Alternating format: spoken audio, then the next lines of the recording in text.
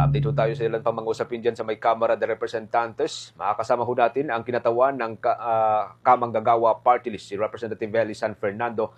Magandang araw, magandang gabi ho sa inyo, Representative San Fernando, sir, si Bombo Genesis at Bombo Ever po ito. Welcome sa Bombo Radio Philippines, sa Bombo Network News, sir. Magandang gabi po sa inyo at sa lahat po ng nakikinig at nakasubaybay sa Bombo Radio. For joining us dito po sa Bombo Radio Philippines, sa Bombo Network News. Alam kong paborito ho ninyong topiko ito. This week ay inihain po itong no work, no pay para ho sa mga mambabatas tulad ho ninyo. Anong reaction po ninyo dito, Representative, sir? We fully support. Sabi ko nga, I will rally behind and support the proposed bill by no other than our majority leader, Representative Sandro Marcos, dahil napapanahon talaga to. Especially at this point in time na beleaguered o napakababa ng tiwala ng publiko sa aming institusyon, dapat lang mag-umpisa ng mga reforma from within ourselves. At alam naman nating lahat na malaki talaga ang problema sa absenteeism. Maraming absenero na members of Congress. And when we say members of Congress, parehas na congressman at mga senador.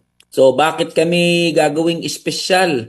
Kung ang ordinaryong manggagawa, no work, no pay, dapat ang mga congressman at mga senador na pinapasahod ng mga manggagawa, no work, no pay din. Any exceptions na pwede ho ninyong ipasok ho dito, sir? Ang nakasulat kasi doon sa panukalang batas ni Representative Sandro Marcos ay kapag number one, meron talagang sakit duly attested by a physician, attending physician. Pangalawa, kapag ang isang miyembro ng Kongreso ay merong official business outside of the either House of Representatives or sa Senate. So, dapat meron niyang official communication. Yun lang naman yung mga nakikita natin na exception dito eh. Other than that, hindi naman wala tayong nakikita na dahilan para magdagdag pa ng exception. Halimbawa, sinasabi, yung concern, paano naman daw yung constituency work dun sa mga distrito? It's exactly na yung aming session days ay Mondays to Wednesday at yung constituency work ay mula Thursday hanggang weekend. So wala talagang rason para lumiban dito sa trabaho. Alam niyo kasi kapag nakikita ninyo sa TV at saka sa mga live streaming, maswerte na kapag may benting na iiwan sa session, sa plenary session floor eh. Jeopardize yung quality of debate and quality of work na ginagawa ng mga mambabatas dahil nga ang daming absenero. Usually, sir, yung pong mga mga mambabatas may mga nirarason na medical leave, pupunta ng abroad, mga ilang araw doon, minsan linggo pa yung ginugol nila doon. Anong take home niyo dito? Kasi minsan isa 'yun sa mga exceptions na sinasabi ho ng mga mababatas, sir? Tama ho yan, no? Madalas ginagamit yung hindi maayos ang pakiramdam. Kung ang ordinaryong manggagawa nga pag nagkasakit, katakot-takot na documentary requirements ang kailangan ipasa just to prove na hindi talaga siya fit to work. Bakit ang mga members of Congress, napakadali na lang, sasabihin na lang, wala, hindi namin kayang pumasok ngayon dahil may sakit. Wala namang hinihingi na kahit anong mga dokumento whether they report or not, umabsent o hindi, kumpleto pa rin makukuha yung sahod at yung benepisyo. At yung usapin ng pag-abroad, merong mga official businesses na talagang pinapadala. Halimbawa, kami sa House of Representatives, may mga official businesses na may pinapadala na members of House. Pero ilan lang yun. No? Pero yung iba, alam naman nating lahat, maglolokohan tayo pag sinabi nating yung ibang congressman hindi naman pumupunta ng ibang bansa para magtrabaho kundi para maglamyerda. So kaya kailangan talaga na ayusin natin yung ganitong problema. Dapat mag-apply. Sabi ko nga, what makes us so special? We are being funded. Congress is funded by taxpayers' money. So kung ano ang nararanasan ng ordinaryong manggagawa, dapat danasin din yan ng miyembro ng Kongreso. Sabi nga ng mga House leaders, long overdue na raw ito. Bombo Ever, with your questions. Alright. Sa usapin pa rin po ng sahod, inaabangan po ito ng atin pong mga kababayan na manggagawa. Ano po yung update na po dun sa panukala po ninyo na tanggalin po tong provincial rate para magkaroon na po ng national minimum wage? I'm happy to report po na after 36 years mula nung naisabatas yung current na wage fixing mechanism natin, tumawid na sa committee level yung panukalang batas na magbubuwag doon sa provincial rate. At inaasahan ho natin na within the first quarter of 2026 ay sumalang na ito sa plenaryo at tumawid na hanggang third and final reading sa House of Representatives. Napaka-timely ho nito dahil sang-ayon doon sa mga nakalipas na National Concern Survey, numero 1 ang usapin ng sahod. Pangalawa, yung presyo ng mga pangunahing bilihin. Alam nyo ho, ang sahod sa probinsya di hamak na mas barat kumpara sa sahod dito sa Metro Manila. At napaka-illogical ng current wage fixing mechanism natin, especially sa mga katabilang ng Metro Manila. Isipin na lang ho natin to, yung Cavite, katabilang ng Las Piñas, pag tumawid ka ng Zapote Bridge, mula 695 pesos na minimum wage, magiging 600. Doon naman sa norte, katabilang ng Valenzuela, may Kawayan, from 695, ang sahod magiging 550 o 600 pesos na lang. Same with Marikina Rizal, Pasig Cainta, at yung mga highly urbanized cities natin na nakalocate sa mga probinsya, napapanahon na dapat ipantay na sa Metro Manila yung minimum wage ng mga manggagawa. Alright. Sakali po ba maipapasa po ito ngayong 20th Congress or within your term po? We are very optimistic na susuportahan ito ng mga kasama sa House of Representatives, and we implore the House leadership, specifically House Speaker Bogie D and Majority Leader Sandro Marcos, na ilagay ito sa priority bills na isalang sa plenaryo at pagbotohan. At nananawagan din tayo siyempre sa ating mga kasamahan sa Kongreso na suportahan at bumoto pabor dito sa panukalang batas na ito. Tulad ng nababanggit ko, it's timely that we talk about this. It's timely that we pass this at maipakita na talagang seryoso ang Kongreso sa pagkakaroon ng mga reforma, lalong-lalo na sa buhay ng mga manggagawa. At just very quickly, just to address the concerns of our kababayan, lalong-lalo na may mga maliit na negosyo, exempted ho kayo. Exempted po yung mga maliit na mga negosyo dito sa panukalang batas natin. At ang tinatarget po natin dito ay yung mga mas malalaking mga kumpanya na merong more than enough capacity for them to pay their workers Manila rate. Tapos may 3 years transition period din po ito, kaya kung sakaling maging batas, hindi agad kinabukasan, pantay na agad sa Manila rate yung sahod sa buong bansa. Hindi ho, magkakaroon ng 3 taon na transition period kung saan ipapantay paunti-unti yung sahod mula sa mga rehiyon papunta ng Manila rate. So this is to avoid yung mga market shock na tinatawag natin. So concern covered na lahat nitong panukalang batas natin. Yung concern pagdating sa negosyo at doon sa ating ekonomiya. Alright. Sa ibang usapin naman po, kunin po naming reaction po ninyo dito sa pagkakabasura nga po ng 2 impeachment complaint laban po kay Pangulong Ferdinand Marcos Jr. At dito po sa panibago na naman pong impeachment complaint laban po kay Vice President Sara.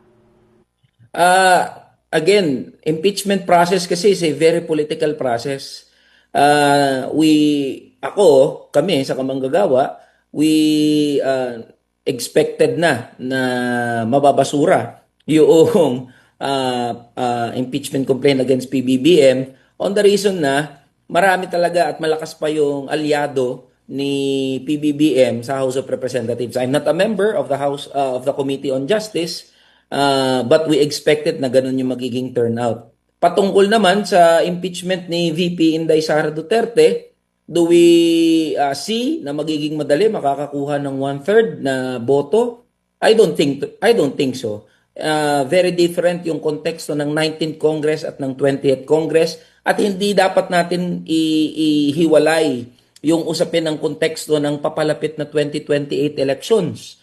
At alam naman natin, ilang mga congressman nag-iisip na yan ng kanilang positioning, mga politiko nag-iisip na yan ng positioning by 2028. So I don't think makukuha yung 1/3 na suporta sa both impeachment. But as for kamanggagawa party list, we leave it to the wisdom of our colleagues sa Committee on Justice. Sabi nga namin, maraming problema ang ating mga manggagawa at ordinaryong Pilipino I'd rather focus on these other equally important issues. So yung impeachment complaint, hahayaan namin yung mga kasama namin sa Committee on Justice to deliberate on the impeachment complaints. Pero pag umabot yan sa plenaryo, for sure, mag-engage kami sa aming bilang bahagi ng aming trabaho sa Kongreso. Alright, Bombo Genesis. Okay.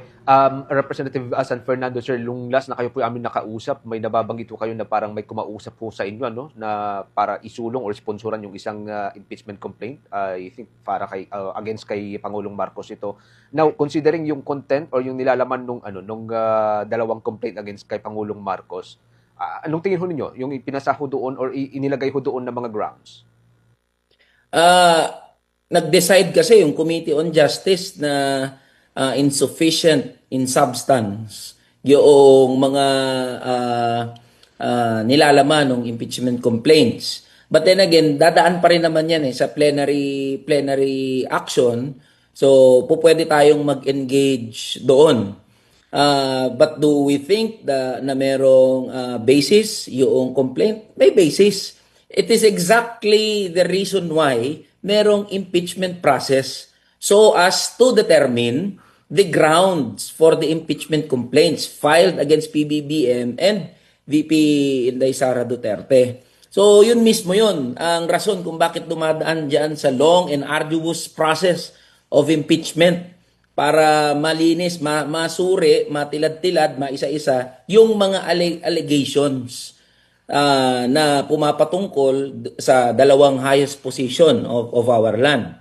Kaya nga hindi naman porket hindi lumusot doon sa Committee on Justice yung mga impeachment complaint against PBBM, that would preempt any other investigation.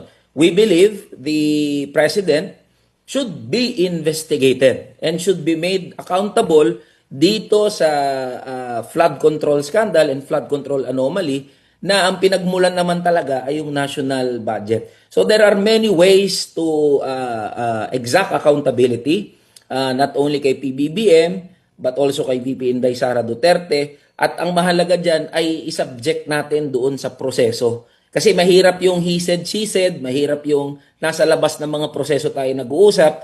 So ipaloob natin sa mga proseso at hayaan natin ang mamamayan mismo ang makakita kung paano dinideliberate isa-isa yung mga allegations thrown against two highest positions of our land. Okay. One last question, Representative San Fernando, sir. Any comment doon ho sa nangyari lately kay Representative Barsaga? Yeah, I voted in the negative. Number one, freedom of speech yan. Kalayaan ni Representative Barsaga makapagpahayag ng kanyang damdamin at saloobin. Pangalawa, I believe that the will of the electorate should always reign supreme. It is the people of Dasmariñas who voted Representative Barsaga. Hayaan natin ang mga taga Dasmariñas ang humatol sa kanilang hinalal na kinatawan. Ang nade-deprive kasi ng move na ito to suspend another 60 days kay Representative Barsaga ay yung mamamayan ng Dasmariñas dahil wala silang kinatawan sa loob ng House of Representatives. At pangatlo, hindi rin natin ito maihiwala. Yung usapin kasi ng ethical standards, hindi natin maihiwala yan sa usapin ng korupsyon ngayon. Mahirap paniwalain ang mga manggagawa at ordinaryong Pilipino na maipapanumbalik ng pagsuspinde kay Representative Barsaga yung kredibilidad ng aming institusyon. Samantalang yung mga nasangkot dito sa flood control anomaly, time and again, maraming mga investigation, tinuturo, may mga kasabwat sila, may mga sangkot na mga members of House, members of Senate, pero wala ni isa ang nasuspindi sa kanila. Wala ni isa ang binigyan ng disciplinary action. And yet, here we are, nakikita. We are sending the wrong message kasi. True, naniniwala ako sa concerns ng aming mga kasamahan sa House of Representatives. Pero napakahirap paniwalain ng publiko na ito ay tungkol sa kredibilidad ng aming institusyon. Hindi magpapanumbalik ng kredibilidad ng aming institusyon yung pagsuspende kay Representative Barsaga. So, kaya tinitindigan natin yan na we vote in the negative sa suspension ni Representative Barzaga. Okay. Sige. Thank you so much for joining us. Magandang gabi ho sa inyo, Representative San Fernando, sir. Maraming salamat din po. Magandang gabi po sa atin. Magandang gabi ho sa inyo. Ang kinatawan ho ng Kamanggagawa Party List, mga kabumbos, si Representative Eli San Fernando. For the most trusted source of news and information, visit our website at www.bomboradio.com. Follow us on Bombo Radio mobile app, Facebook, YouTube, TikTok, and X, formerly Twitter. Like, share, and stay connected. Anytime, anywhere.